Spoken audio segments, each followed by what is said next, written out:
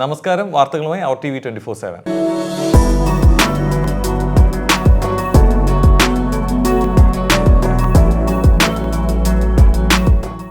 സൗദിയിൽ ഇന്ന് പതാക ദിനം, രാജ്യമെങ്ങും ആഘോഷം. സൗദി അറേബ്യയുടെ അഭിമാനത്തിന്റെയും ഔന്നത്യത്തിന്റെയും പ്രതീകമായി മാർച്ച് 11 പതാക ദിനം രാജ്യമെങ്ങും ആഘോഷിച്ചു.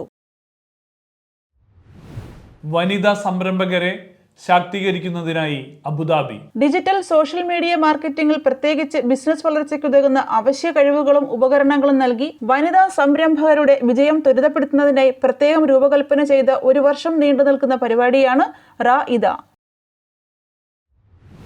2031 ദേശീയ നിക്ഷേപ തന്ത്രത്തിന് UAE മന്ത്രിസഭ അംഗീകാരം നൽകി. അബുദാബിയിലെ ഖസർ അൽ വത്തനിൽ നടന്ന UAE മന്ത്രിസഭാ യോഗത്തിൽ ഉപരാഷ്ട്രപതിയും പ്രധാനമന്ത്രിയും ദുബായ് ഭരണാധികാരിയുമായ His Highness Sheikh Mohammed bin Rashid Al Maktoum അധ്യക്ഷത വഹിച്ചു. ഉപരാഷ്ട്രപതിയും ഉപപ്രധാനമന്ത്രിയും പ്രസിഡൻഷ്യൽ കോടതി ചെയർമാനുമായ His Highness Sheikh Mansour bin Zayed Al Nahyan, Dubai കിരീടാവകാശിയും ഉപപ്രധാനമന്ത്രിയും പ്രതിരോധ മന്ത്രിയുമായ His Highness Sheikh Hamdan bin Mohammed bin Rashid Al Maktoum, Dubai 1ാം ഡെപ്യൂട്ടി ഭരണാധികാരിയും ഉപപ്രധാനമന്ത്രിയും ധനകാര്യമന്ത്രിയുമായ His Highness Sheikh Maktoum bin Mohammed bin Rashid Al Maktoum, ഉപപ്രധാനമന്ത്രിയും ആഭ്യന്തരമന്ത്രിയുമായ lieutenant general His Highness Sheikh Saif bin Zayed Al Nahyan എന്നിവർ പങ്കെടുത്തു.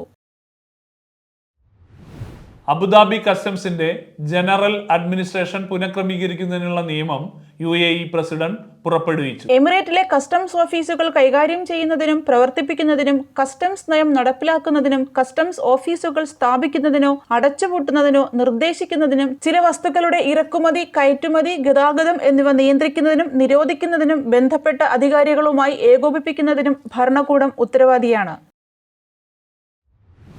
നിരാലംബരായ കുട്ടികളുടെ മികച്ച വിദ്യാഭ്യാസത്തിനുള്ള ദുബായ് കേഴ്സിന്റെ പദ്ധതിക്ക് പിന്തുണയുമായി ലുലു ഗ്രൂപ്പ്. ദുബായ് കേഴ്സ് ആഗോളതലത്തിൽ നടപ്പാക്കുന്ന വിദ്യാഭ്യാസ പ്രവർത്തനങ്ങൾക്ക് കൈത്താങ്ങുമായി ലുലു ഗ്രൂപ്പ് 1 മില്യൺ ദിർഹത്തിന്റെ സഹായം Dubai Cares CEO Tariq Al ഗുർഗിന് Lulu group chairman MA Yusuff Ali കൈമാറി. വിശുദ്ധ മാസത്തിൽ ദുബായ് കേഴ്സിന് സഹായം നൽകാൻ സാധിക്കുന്നതിൽ ഏറെ അഭിമാനമുണ്ടെന്നും UAE പ്രസിഡന്റും പ്രധാനമന്ത്രിയും ദുബായ് ഭരണാധികാരിയുമായ His Highness Sheikh Mohammed bin Rashid Al മക്തൂമിന്റെ ദീർഘവീക്ഷണമുള്ള സേവനത്തിന് നൽകുന്ന പിന്തുണയാണിതെന്നും Lulu group chairman MA Yusuff Ali വ്യക്തമാക്കി. നിരാലംബരായ കുട്ടികൾക്ക് വിദ്യാഭ്യാസവും വളർച്ചയും എത്തിക്കുക എന്ന ലക്ഷ്യത്തിന് കരുത്തേകുന്നതാണ് ലുലുവിന്റെ സഹായമെന്ന് Dubai Cares CEO Tariq Al Gurg പറഞ്ഞു. ലോകമെമ്പാടുമുള്ള നിരാലംബരായ കുട്ടികൾക്കും യുവാക്കൾക്കും ഗുണമേന്മയുള്ള വിദ്യാഭ്യാസം എത്തിക്കാൻ His Highness Sheikh Mohammed bin Rashid Al Maktoum global initiative നേതൃത്വം നൽകുന്ന പദ്ധതിയാണ് ദുബായ് കേഴ്സ്. 60 വികസ്വര രാജ്യങ്ങളിലെ 24 ദശലക്ഷം പേർക്ക് ദുബായ് കേഴ്സിന്റെ സഹായം എത്തുന്നുണ്ട്.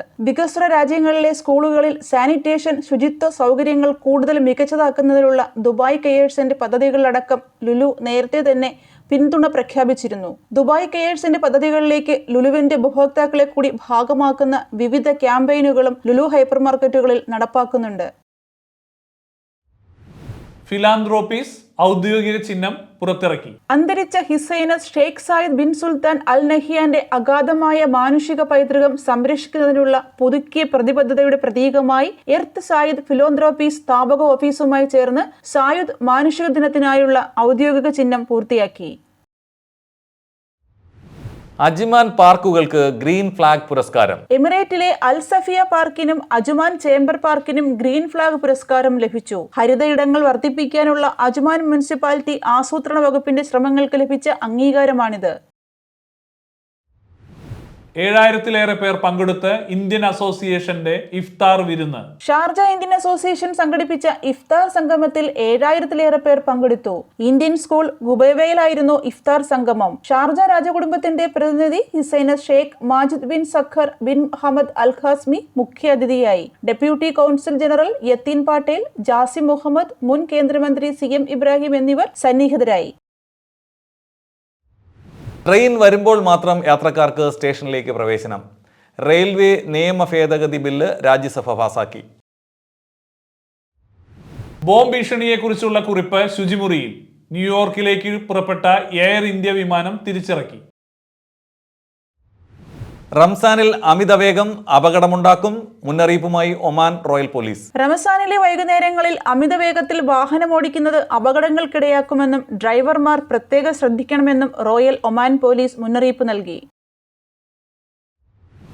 ഗുരുവായൂർ ക്ഷേത്രോത്സവത്തിന് കൊടിയേറി, ഒരുക്കങ്ങൾ പൂർണ്ണം.